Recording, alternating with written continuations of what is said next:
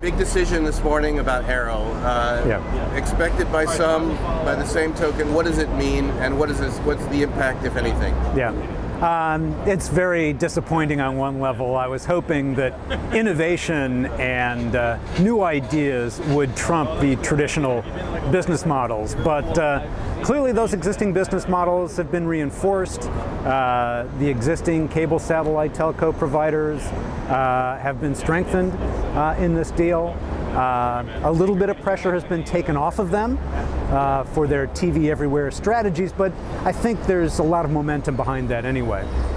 So it may slow down a little bit their TV everywhere implementation, but that will continue. But unfortunately, consumers won't have a new choice. They're going to be stuck with their existing provider.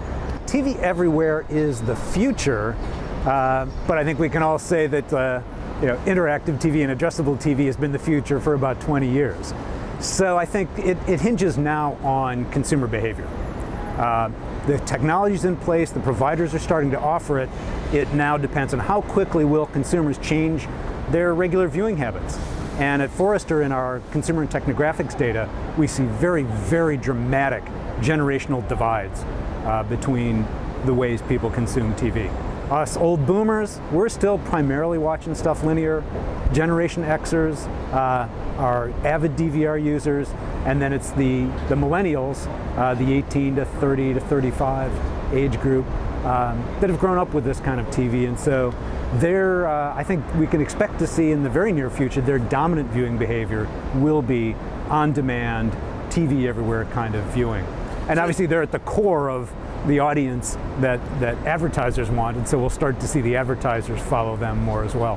How might things change where programmers can go direct? I mean, will that develop? How could it develop? What are your thoughts? It will take a couple of bold or desperate content providers to make that change.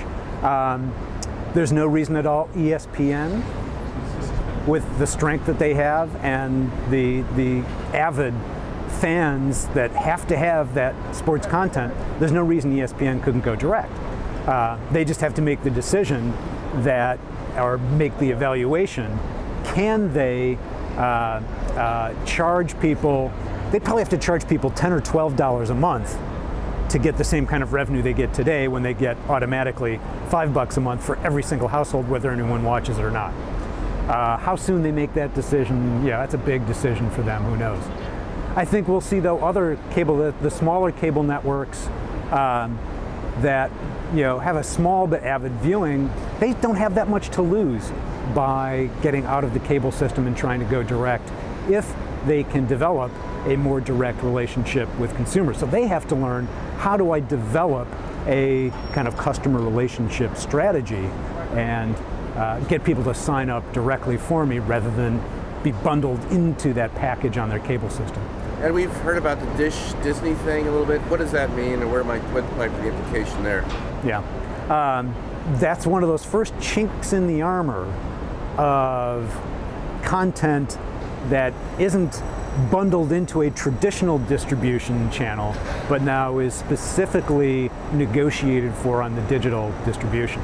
So that's one of the first dominoes to fall. I expect to see a lot more of those kind of deals in the future.